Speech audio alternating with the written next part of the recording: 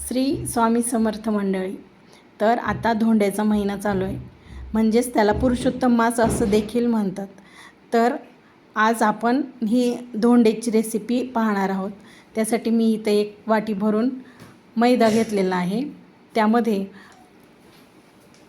3 चमचे मी साजूक तुपाचं मोहन करून घातलेलं आहे. आणि हे साजूक तूप पूर्ण मैद्याला मिसळून घ्यायचं आहे. एकदम छान असं मिक्स करून घ्यायचं आहे की जेणेकरून त्याची मूठ तयार होईल. आणि नंतर त्यामध्ये काय करायचं, थोडं असं दूध घालून घट्ट असा त्याचा पिठाचा गोळा मळून घ्यायचा आहे.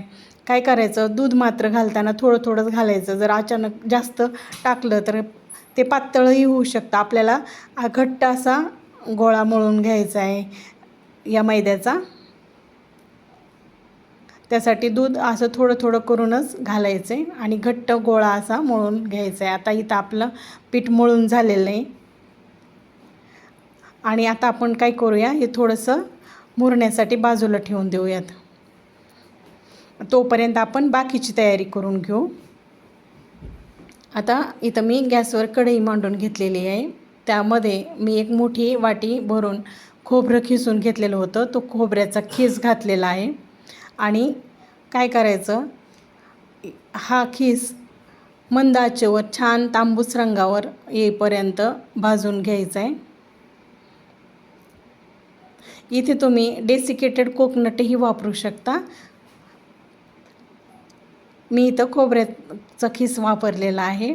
आता तो काय करायचा, असा मस्त तांबूस रंगावर भाजून घ्यायचा आहे. इथं आपला खोबऱ्याचा खीस भाजून झालेला आहे. आपण आता हा काढून घेऊयात. आता त्याच कढईमध्ये मी काय केलं, पुन्हा 2 चमचे अशी खसखस घेतलेली आहे. तसं ही नुसती गरम कढईमध्ये ही खसखस छान अशी भाजली जाते, कारण बारीक असते त्याच्यामुळं. आता इथं आपली खसखसही भाजून झालेली आहे. आपण काढून त्या खोबऱ्याच्या खिसामध्येच घालूयात. आता हे खोबऱ्याचं खीस जो आहे ना, तो थोडासा काय करायचं आहे, थंड होऊन द्यायचा आहे, नाहीतर हाताला भाजल. आणि तो थंड झाल्याच्या नंतर काय करायचं आहे, छान असं चुरगळून घ्यायचं आहे. धोंड्याच्या महिन्यामध्ये काय करतात, मुलीला आणि जावयाला 33 धोंडे दान करतात किंवा अनारसेही देतात बरं का. आणि देवालासुद्धा 33 धोंड्याचा नैवेद्य दाखवला जातो. आता इथं आपलं खोबऱ्याचा खीस छान चुरगळून झाला आहे. त्याच्यामध्ये 1 वाटी आपलं खोबऱ्याचं खीस होतं की नाही, त्याच्यासाठी मी पाऊण वाटी पिठी साखर घातलेली आहे. आणि त्यानंतर त्याच्यामध्ये विलायचीची पावडर घातली आहे. आता आपण ते मिक्स करून घेऊयात. आपलं सारण इथं धोंड्याचं तयार झालेलं आहे. आता इथं तोपर्यंत काय झालं, आपलं जो पिठाचा गोळा होता की नाही, तोही छान असा मुरलेला आहे किंवा भिजलेला आहे. आता त्याचे आपण छोटे काय करूयात, गोळे करून घेऊयात. आता हे काय करायचं, ह्याच्या छोट्या अशा लाट्या तयार करून घ्यायच्या आहेत. आपण छोटी अशी पुरी तयार करून घ्यायची आहे. एकदम जास्त जाडही नाही, जास्त पातळही नाही, अशी एकदम खुसखुशीत आपले धोंडे झाले पाहिजेत, अशा पद्धतीची ही पुरी लाटून घ्यायची. आणि त्याच्यामध्ये काय करायचं आहे, आपण जे खोबऱ्याचं सारण करून घेतलं होतं की नाही, ते घालायचं आहे. मी तर एक छोटीशी अशी पुरी करून घेतलेली.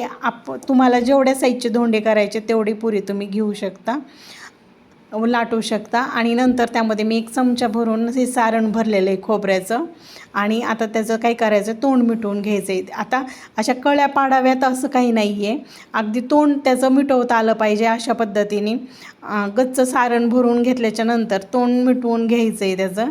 आणि मोदकासारखा आकार देऊन मात्र मोदक तयार करायचा नाही आहे, त्याला गोल अशा धोंडा तयार करून घ्यायचा आहे. अशा पद्धतीने इथं आपला पहिला धोंडा तयार आहे. आणि अशा पद्धतीने मी सगळे धोंडे इथं तयार करून घेतलेले आहेत. आता पाहू शकता तुम्ही, आपले सगळे धोंडे इथं तयार आहेत. आता इथं गॅसवर कढई मांडून घेतलेली आहे.